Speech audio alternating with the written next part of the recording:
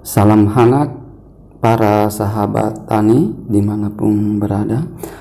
Kami dari channel Grester TV mengungkap sedikit bagaimana cara budidaya kentang di media terbuka.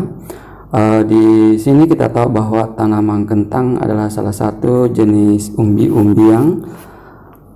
Kentang ini persis hampir sama spesiesnya dengan tanaman ubi jalar, baik dari segi pembibitan maupun penanaman itu mirip sekali. Kenapa? Karena hasil panennya nanti itu berupa umbi-umbian. Di sini kami pertama-tama memberikan semacam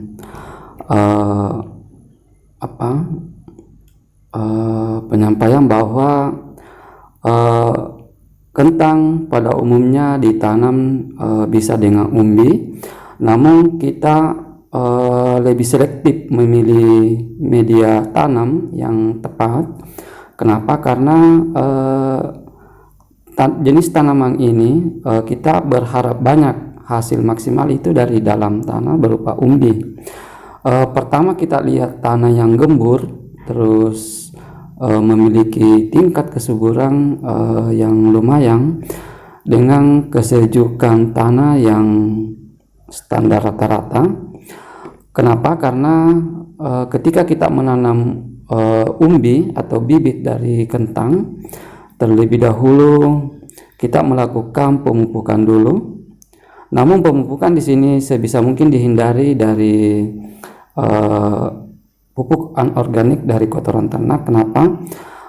Karena pengalaman bahwa ketika kotoran ternak itu kita ambil, terutama dari ternak ayam pedaging, biasanya mengandung bakteri cukup banyak, sehingga cepat atau lambat bisa mengganggu tingkat produktivitas tanaman kentang.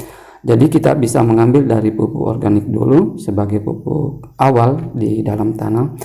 Kemudian tanahnya kita buat semacam gundukan-gundukan secara menjulur atau secara memanjang agar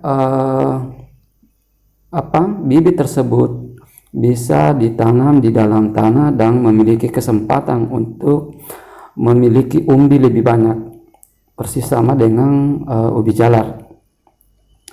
Para sahabat tani, kami dari Grester TV memberikan semacam tips bahwa kentang yang sudah memasuki musim tanam, dan setelah seperti di layar ini bahwa tanaman kentang ini sudah memasuki musim tanam yang bulan kedua, di mana tanaman kentang ini juga butuh semacam penyiangan atau penyemprotan, karena bukan saja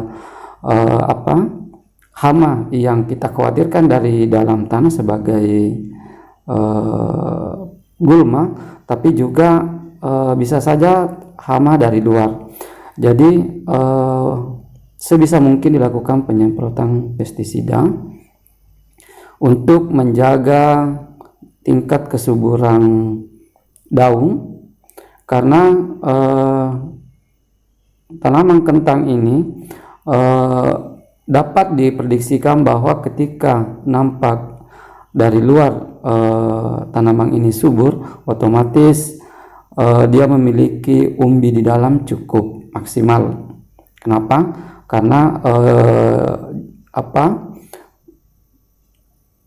batanya itu cukup besar, cukup memberikan peluang bagi umbi-umbi baru untuk muncul di sekitar akar. Jadi tanaman kentang dengan ubi jalar itu boleh dikata satu spesies atau cara tanamnya hampir sama.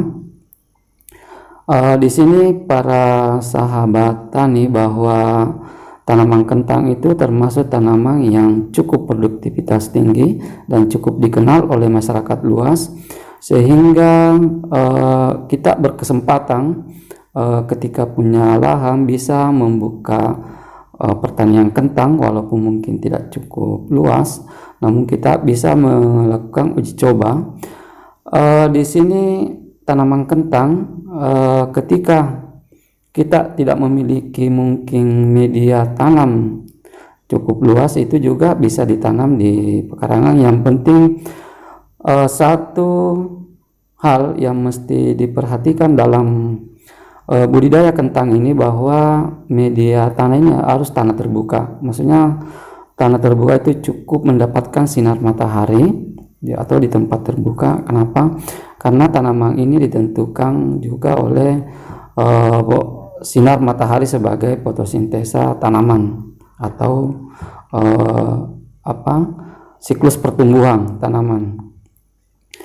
Para sahabat Garis Ter TV dimanapun berada, kami di sini memberikan beberapa tips atau mungkin cara budidaya dari tanaman kentang ini.